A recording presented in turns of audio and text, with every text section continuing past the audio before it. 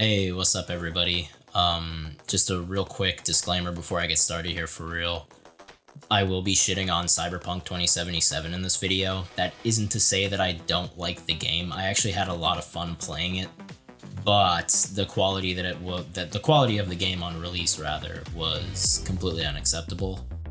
It's pretty clear that they released an unfinished game and sort of just said, we'll fix it later. Credit where credit is due, though. They did patch the living shit out of it real soon afterwards. And they also offered refunds to people who got the online version, but still, they straight up just released an unfinished game and said, hey, why don't we just fix it later, I guess. And that's sort of becoming standard practice in the gaming industry, so I just wanted to talk about that. Anyways, hopefully you guys enjoy the video, and I'll see you at the end.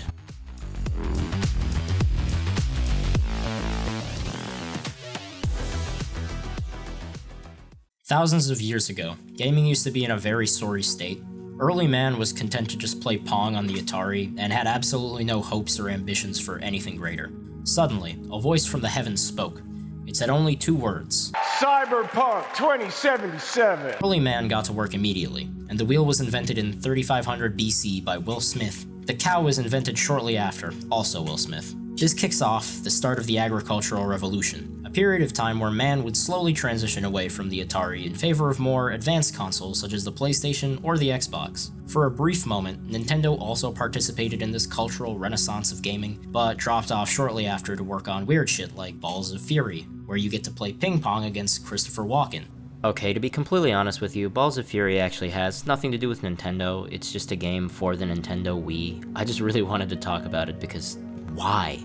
Seriously, who made this and why? Yep. Nintendo's departure left Sony and Microsoft to duke it out for the spot as the greatest console developer in the history of mankind. While the Xbox was utter trash, forced you to pay money to play online, and then would red ring half the time, it also had Halo, so, 6 out of 10 I guess.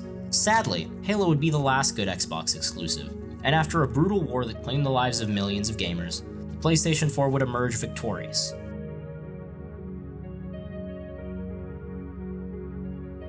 December 10th, 2020.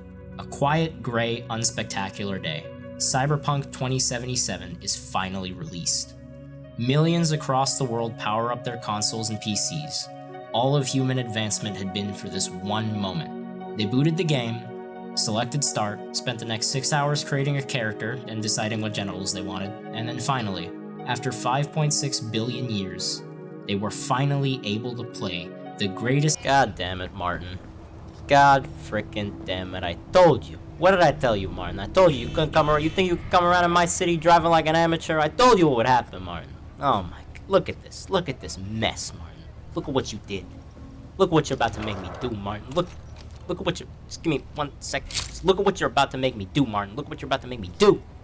You're about to make me— what the fuck? Oh, hold on a second, Martin. Just— fuck, god damn it. Didn't have grenades. Hold on. Just give me 1 second. And yeet. Goodbye, Martin. What the fuck? What the fuck? Okay. That's fine, Martin. We can do this the hard way. We can do this the fuck. What the fuck? He's immortal. I can't aim at him. I can't shoot him. He's unkillable. Martin, what the fuck? Ma'am, that is not a good place to hide. What the fuck? He's invincible. See, Martin, now this is how you do it. Smooth, professional movements, Martin. You can't just clip into the environment like a complete fucking amateur every time you touch the wheel. And that is also why you're not supposed to use the Dance Dance Revolution dance mat while you're playing this game. Honestly, it's a completely ridiculous control scheme, and I don't know who— Okay, time to get serious-ish. I think deep down, we all knew Cyberpunk wasn't going to be the game to change all games.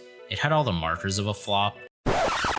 Hey, so I had it written in the script to mention that Cyberpunk isn't a flop in terms of the money they made, but in terms of how finished it was on launch day, given, how finished it was on launch day. But I didn't say any of that, so I'm here fixing it in post. Anywho, enjoy the rest of the video. From the delays and development issues right up to the massively overhyped promises. I fully expected the broken mess I got at launch. It's getting to be industry standard for AAA titles to be just broken or unplayable and unfinished on launch day, and for companies to just fix it later, but how did things get like this? Ask anyone and I'm pretty sure they'll point to companies like EA and Bethesda and say, it's corporate greed, and that if these people weren't so greedy, things would be better. So, is that the truth? Is it EA's fault? Look, I'm the last guy that'd defend EA. Honestly, if someone told me that EA was responsible for global climate change, I'd say, that sounds about right. Sadly, despite EA's long and well-documented history of sucking, it ain't their fault. Now, I'm about to give a hot take that may end up getting me killed, but fuck it, it's 2021 and at this point there's nothing left to lose. The reason companies have decided that it's more profitable to screw gamers over is because gamers keep paying companies to screw them over. Now at this point I have a confession to make, I'm also part of the problem. I only came to the realization after playing Cyberpunk for about an hour. After 3 different crashes and about 100 different kinds of glitch, I said, yep, that's about what I expected. And then I sat there wondering why the hell I'd bothered paying for it if I knew it was gonna happen. And therein lies the problem. Companies have realized they can make money selling a promise they don't actually have to keep. Let's rewind for a second. The year is 2014, a little known game called CSGO is just starting to gain traction, pro-democracy protests are kicking off in Hong Kong, ISIS just comes out of nowhere, and Russia annexed Crimea, so all in all still better than 2020. And while all this is going on, me and a small group of friends are making the life-changing decision to purchase the game known as... Back when it launched, it was a boring, incomplete garbage fire that I sunk hundreds of hours of my life into. So, 2 hours on the campaign defending my ghost while it does nondescript ghost things, and 500 hours on raids and strikes with the boys trying to get exotic armor and weapons so we could take them into the Crucible and ruin children's lives with our perfectly balanced new gear. So naturally, they released some DLC for a reasonable price to add some content to the mind-numbing repetitive clusterfuck that it was, right? Only 3 months after launch, Bungie releases The Dark Below for $20. That's $20 for 4 boring-ass kill missions, 2 repetitive strikes, and a raid most players cheesed. House of Wolves was slightly better, but also cost $20. Keep in mind, each of these DLCs increased the level and damage cap, and added new perfectly balanced gear, meaning that if you didn't purchase them, your character will be weaker than everyone else's. I'm not even gonna comment on the Taken King, because this is about when I stopped paying for new content, but I remembered feeling slapped in the face when the newest edition of Destiny could be bought for $60, which included the Taken King and the 2 previous DLCs. Meaning while I would have to pay another $80 on top of the cost of the base game, which was also $80, new players could get it all for just $60. Bungie sold me a boring, empty game, and then made me pay to make it better. But Bungie isn't the only one though. Lots of other companies have found unique and interesting ways to squeeze every single penny they can out of every game they release. At this point I don't even have to say loot crates for you to know what I'm talking about. Look, someone once said, loot crates are the true bane of enjoyment. I believe it was Biggie. But loot crates aren't the only thing. A lot of people are probably familiar with Star Wars Battlefront 2, a game where people paid around $80 just to have most of the content locked behind hundreds of hours of gameplay or hundreds of dollars in extra purchases. One source states that it takes 4,528 hours of play to unlock all the content in the game, or just $2,100 in microtransactions, if you can even call $2,100 micro. So that's $2,100 on top of the $80 you already paid. So yes, that's right, kids.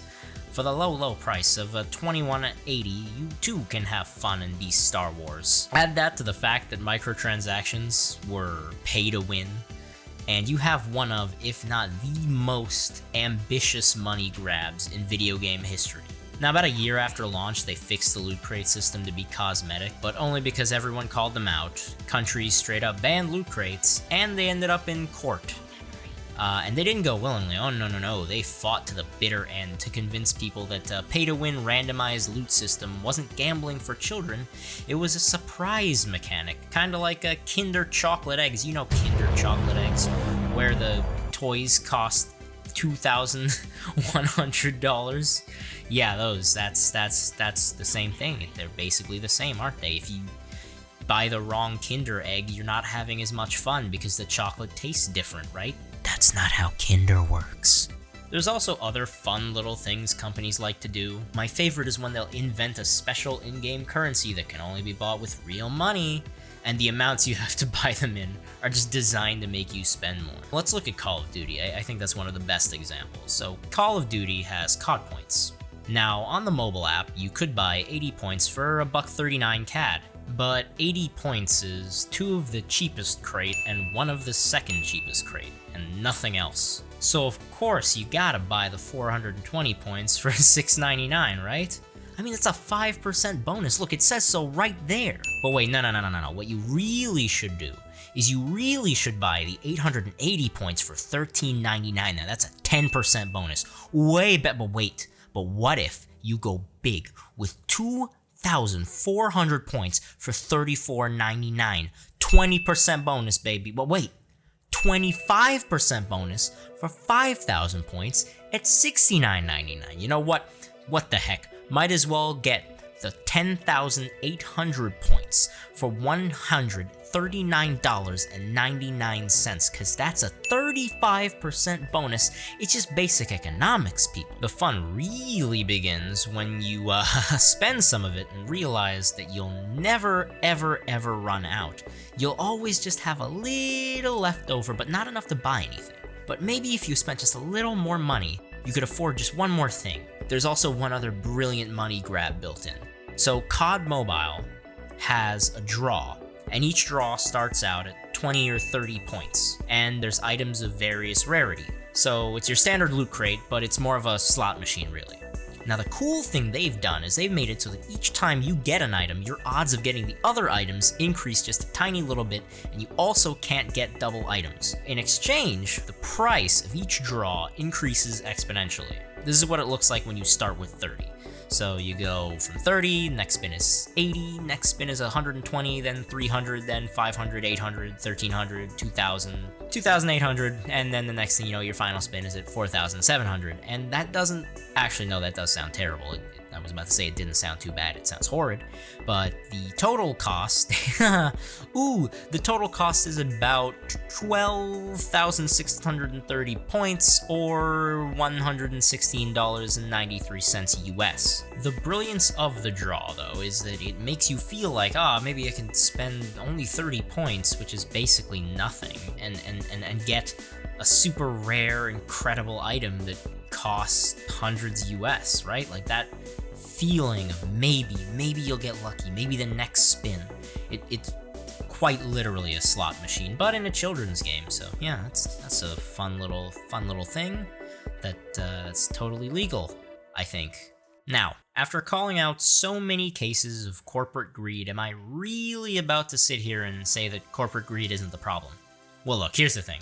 As scummy as all that is, companies exist to make money. They're trying to sell you something for as much as they possibly can while spending as little as possible on it.